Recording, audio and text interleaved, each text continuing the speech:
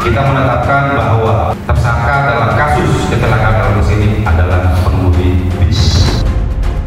Ini masalahnya adalah kalau selama ini para pengusaha yang nakal-nakal seperti ini tidak pernah dijadikan tersangka, ya seperti ini terus akan terjadi.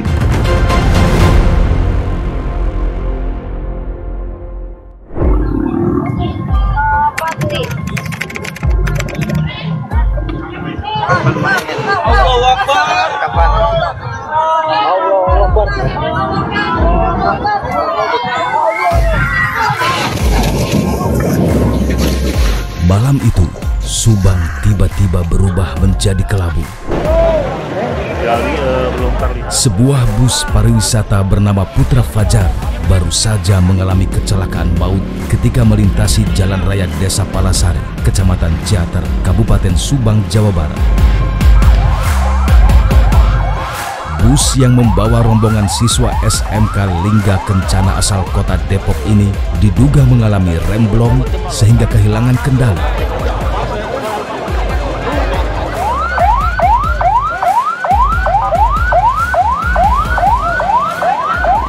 Sekitar pukul 18, kurang lebih pukul 18 ya, terdengar tadi penumpang bis ini sudah berteriak gitu kan. Mungkin sudah diketahui oleh kernet atau mungkin supir bahwa remnya blong gitu kan, seperti itu.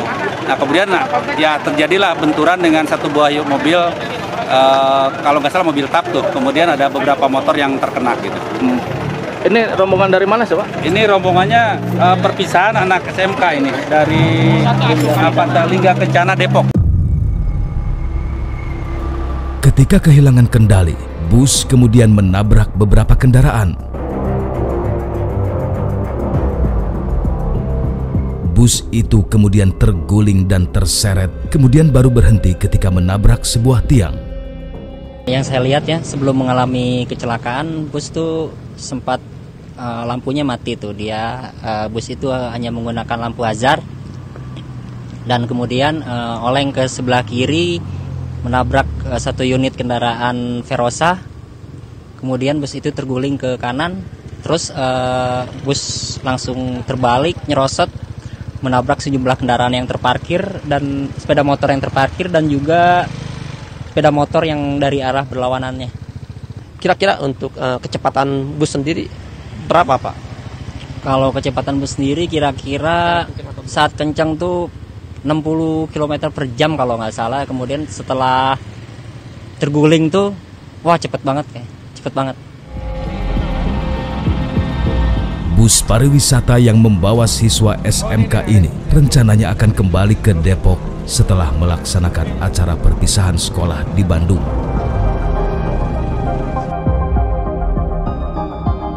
Akibat kecelakaan ini, beberapa penumpang ditemukan tewas di tempat.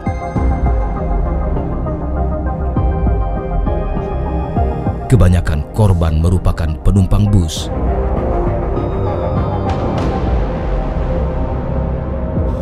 Korban kurang lebih 10 orang sepertinya.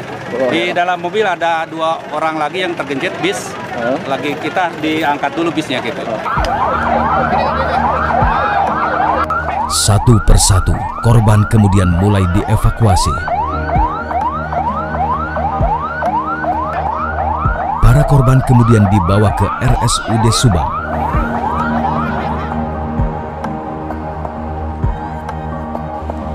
Sedangkan untuk korban dengan kondisi meninggal dan luka berat dibawa ke Rumah Sakit Umum Daerah Subang. Data rumah sakit mencatat 11 orang tewas dalam tragedi ini. Mereka terdiri dari 9 pelajar, 1 guru, dan seorang warga yang sedang melintas. Dalam tragedi kecelakaan ini, total ada 64 orang korban. Peristiwa ini begitu memilukan. Ada dugaan bus yang digunakan sesungguhnya tak layak jalan karena sudah beberapa kali mengalami kerusakan. Untuk memastikan kabar tersebut, kami bertanya kepada Sadira, supir bus yang selamat dari tragedi ini. Kronologisnya pada saat saya habis makan sore di rumah makan Bang Jun, saya itu awal turun setelah perempatan Ciater itu saya berhenti terus ngerem kan. Nah ngerem begitu persenalan mau saya masukin dulu nggak bisa masuk, nggak tahu angin atau habis. Nah setelah saat itulah saya udah kelabakan mau nyari untuk penyelamat yang jalur alternatif tidak ada. Saya akhirnya inisiatif bagaimana ini kalau kita terusin otomatis banyak mobil yang habis. Akhirnya saya ngebuanglah ke kanan. Pada saat ngebuang kanan, nah itu mobil terbalik. Nggak tahu tuh kayaknya nggak saya ngebuang kanan juga ada motor gitu kan. Karena di depan saya ada motor sekitar hampir 5. Kalau 5 saya terusin, ya akhirnya lebih biasa korban 1. Pas di depannya juga yang listrik, jadi pada saat mobil oleng ke kanan, ya itu terbentur yang listrik. Tidak ada jejak rem dari bis tersebut, ya. Yang ada itu bekas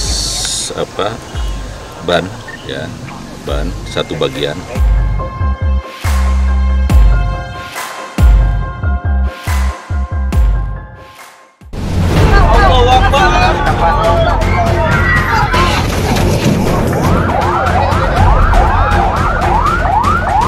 Kita menetapkan bahwa tersangka dalam kasus kecelakaan lalu lintas ini adalah pengemudi bis. Ini masalahnya adalah kalau selama ini para pengusaha yang nakal-nakal seperti ini tidak pernah dijadikan tersangka, ya seperti ini terus akan terjadi.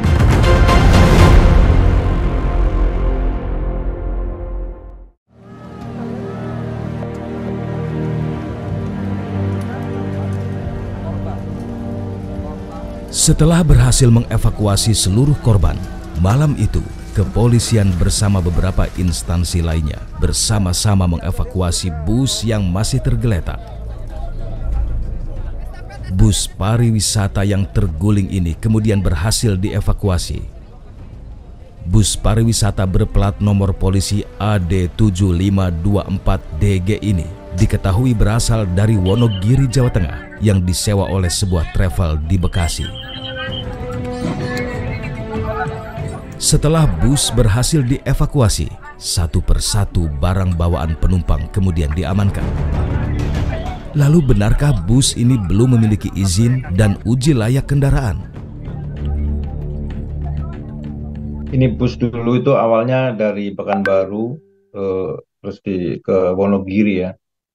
Memang izinnya PT Jaya Guna HG itu bis AKDP bukan AKAP, dan tidak ada izin pariwisatanya.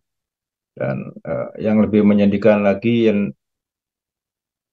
ini tidak ada uji kendaraannya. Kirnya itu memang sudah mati bulan Desember tanggal 6 2023.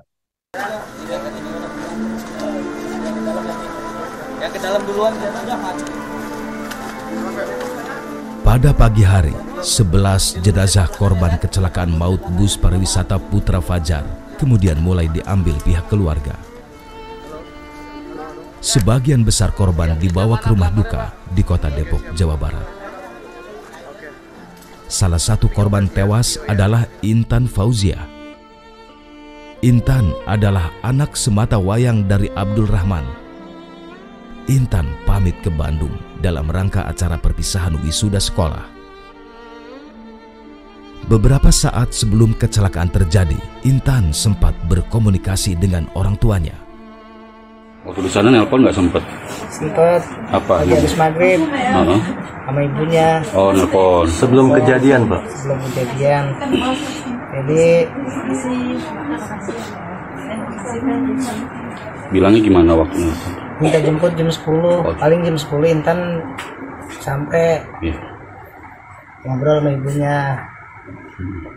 Terus dia habis makan tuh, dia bilang sama ibunya, Bu, Intan mau istirahat dulu, mau tidur. Ya udah, habis begitu Intan dikelarin ini nih kasur, mau tidur bertiga sama saya. Yang biasa kalau tidur kan bertiga sih. Maisa ini.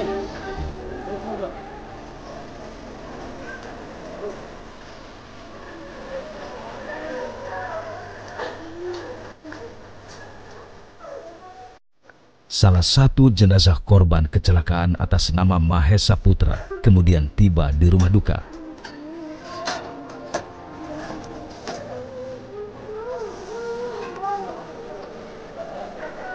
Bla.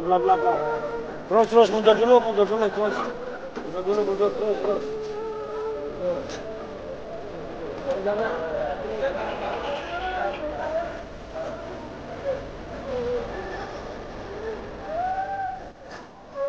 Suasana haru seketika menyelimuti rumah ini.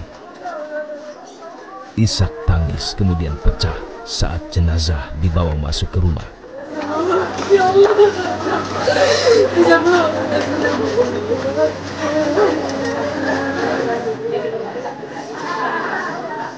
Keluarga tak menyangka Mahesa Putra yang masih remaja telah meninggal dunia.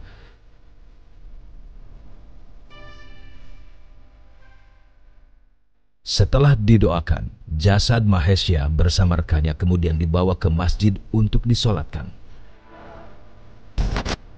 Para korban yang terdiri dari siswa SMK ini kemudian tiba di Depok. Selanjutnya dimakamkan bersama di Taman Pemakaman Umat Islam Parung Bingung, Kelurahan Rapjaya Baru, Kecamatan Pancoran Mas, Kota Depok. Di TPU Islam ini, 6 korban kecelakaan bus maut dimakamkan.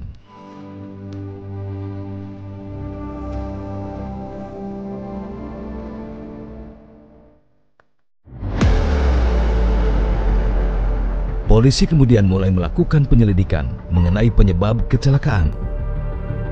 Selanjutnya polisi menyelidiki lokasi tabrakan, melihat jejak kendaraan, dan mengukur laju kecepatan bus.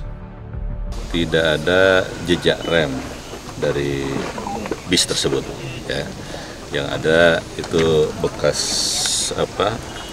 ban, ya, ban satu bagian, diduga itu ban kanan dan miring. Itu ada beberapa meter di situ, kemudian sampai titik terakhir di depan sana menabrak tiang listrik. Ini tidak ada jejak rem sama sekali. Tiba-tiba ada ininya bilang gitu, rem belum. Nah, saya kaget juga tuh semua, pada bilang Allahu Akbar. Di situ langsung tiba-tiba kejadian gitu, oleng-oleng.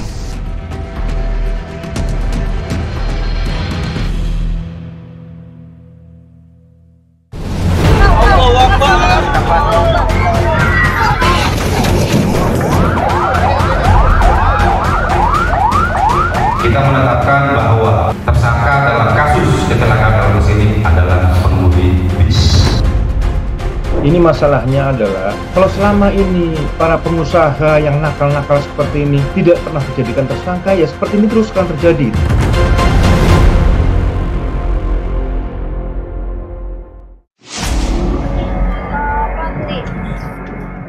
Seorang siswa yang juga penumpang di bus pariwisata Putra Fajar sempat melakukan siaran langsung di TikTok ketika kecelakaan terjadi. Dia adalah N, salah satu korban yang selamat. Ketika di bus, N duduk di bangku barisan kedua. Bentar ya guys ya, bentar ya. Kepada kami, N menceritakan detik-detik peristiwa nahas yang menimpa dirinya dan rekan-rekannya. Saya juga melihat itu mekanik itu servis mobilnya lagi servis gitu, kayak lagi benerin rem atau apa, saya juga nggak tahu. Pas di situ itu kan udah di situ kita jalan, di jalan itu saya juga lagi nge-live juga Pak, saya nggak tahu. Ya udahlah, biarin aja gitu. Live di mana tuh kok? Saya live di TikTok. Kok saat kejadian itu posisi duduk sebelah mana itu? Saya di bangku kedua. Kan Dari? Bangku pertama tuh kan guru. Iya. Ya, terus saya di belakangnya. Bangku kedua dari supir di depan, dari Di depan. sebelah kiri saya. Sebelah kiri dari depan. Tiba-tiba ada ininya bilang gitu, rem blong. Nah, saya kaget juga tuh semua, pada bilang Allahu Akbar. Terus di situ langsung tiba-tiba kejadian gitu, oleng-oleng. Jalur Ciater Subang memang dikenal memiliki jalan yang berkelok serta tanjakan dan turunan yang cukup ekstrim.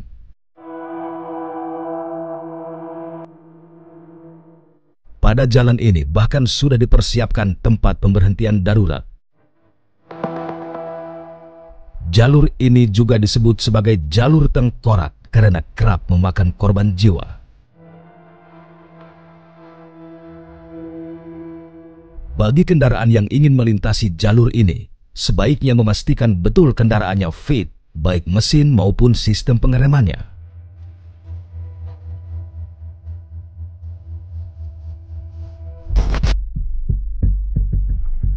Untuk mengetahui penyebab utama kecelakaan bus pariwisata Putra Fajar Wisata, Komisi Nasional Keselamatan Transportasi atau KNKT juga melakukan investigasi. Dugaan rem pada bus tidak berfungsi kemudian menjadi prioritas utama pemeriksaan. KNKT juga ingin memastikan penyebab banyaknya penumpang yang tewas ketika di dalam bus. Salah satunya sabuk pengaman terpasang apa tidak. Nah, terus perubahan-perubahan ini pengaruhnya terhadap stabilitas seperti apa. Terus juga masalah rangka bis, harusnya kan rangka bis ini kalau kebalik dia harus melindungi manusia yang di dalamnya. Tapi kita lihat sendiri kan dia banyak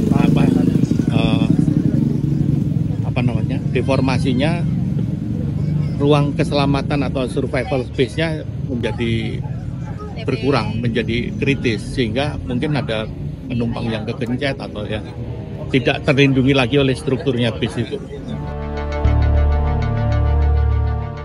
Setelah melakukan penyelidikan, Dirlantas Polda Jawa Barat kemudian merilis hasil investigasinya. Kita mendapatkan hasil. Yang pertama dari hasil olah TKP. Yang telah kita lakukan bahwa di TKP tidak ditemukan bekas pengereman. Yang ada hanyalah skid mark atau bekas tanda gesekan antara bus dengan aspal.